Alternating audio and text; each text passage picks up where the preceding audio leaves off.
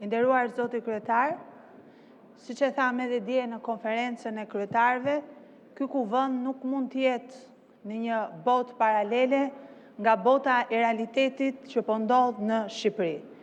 Ky kuvend nuk mund të jetë një fluck e mbyllur që nuk e kupton se çfarë kërkojnë qytetarët shqiptar, se kush është prioriteti i ditës dhe kush janë çështjet që duhet shqyrtoj ky kuvend për t'u përgjigjur qytetarëve në shesh dhe në gjithë Shqipërinë. Çështja e parë që duhet adresohet është paketa e integrimit.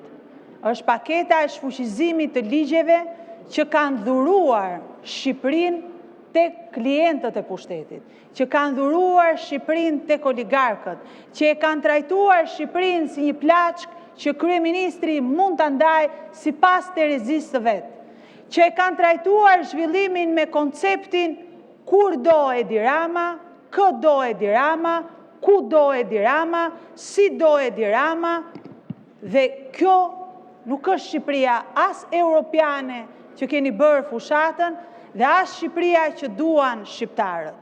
Keni një projekt ligj të datës 14 maj për shfuqizimin e ligjit të zonave të mbrojtura, përpara se të niste protesta qytetare. Ishte kërkesë e Parlamentit Evropian dhe unë e kam sjellë pikërisht si reflektim e asaj që kuvendi mori angazhim me rezolutë që do të zbatonte rekomandimet e Parlamentit Evropian. Në fakt është i vetmi projekt ligj në kalendar që nuk ka një datë se kur do të shqyrtohet nga ky kuvend, që në fakt është një nga kërkesat e protestuesve, është një nga kërkesat e qytetarëve për të mbrojtur zonat e mbrojtura në Shqipëri, për të mbrojtur trashëgiminë natyrore, trashëgiminë kulturore, për ta mbrojtur atë për brezat e ardhshëm. Dhe çfarë bëni ju? E lini pa datë dhe thoni hajde miratojmë kalendar për gjëra të pavlera që nuk i shërbejnë interesit publik.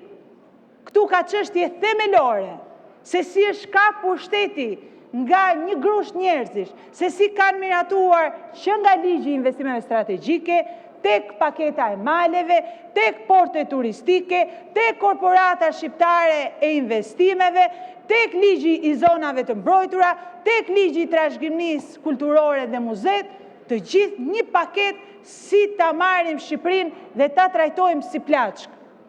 Përgjigjuni realitetit. Realiteti kërkon dorëheqjen e Edi Ramës. Realiteti kërkon një qeveri tranzitore. Realiteti kërkon një parlament që miraton shfuqizimin e ligjeve kundër interesit publik. Realiteti kërkon një parlament që nuk i anatemon protestuesit, që nuk i numëron ato me syzet e miopit, por që i numëron me syzet e realitetit.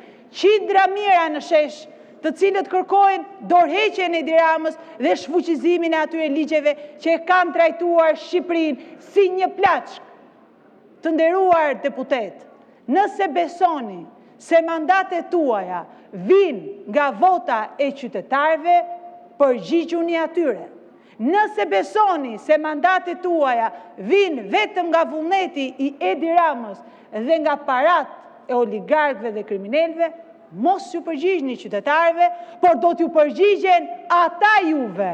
Do ta merrni përgjigjen siç po e merrni, siç po e shikoni çdo ditë më shumë, çdo ditë më të vendosur, çdo ditë më të qartë në objektivat e tyre, çdo ditë janë atje për të kërkuar shëndet, për të kërkuar që kjo qeveri dhe kjo makutëri, kjo sjellje harbute duke shkel kushtetutën e Republikës Shqipërisë, duke shkel rregulloren e kuvendit, duke shkel interesin publik, duke shkel interesin e brezave të ardhshëm, e fëmijëve tanë të ndaloj, sepse do të shikoni atje në fakt portretin më signifikativ të protestave ndonjëherë në Shqipëri.